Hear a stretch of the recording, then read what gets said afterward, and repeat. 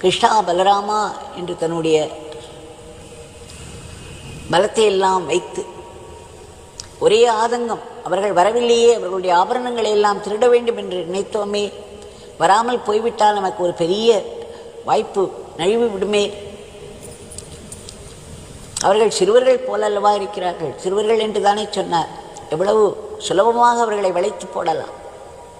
இப்படி பல சிந்தனைகள் அவனுக்கு, ஏமாற்றம், சலிப்பு. ஆனாலும் அவன் கூவுவதை நிறுத்தவில்லை. இருட்டினாலும் கிருஷ்ணா பலராமா என்று கூட்டுக்கொண்டே இருந்தான். பிறகு சிறிது நேரத்தில் அந்த வழியே 2 இளைஞர்கள் நிறைய ஆபரணங்களோடு வந்தார்கள்.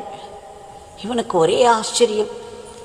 இவன் கண்கள் கிருஷ்ணனை பார்க்கவில்லை, பலராமனை பார்க்கவில்லை, இந்த ஆபரணங்களின் மேலேயே அவன் குறியாக இருந்தான்.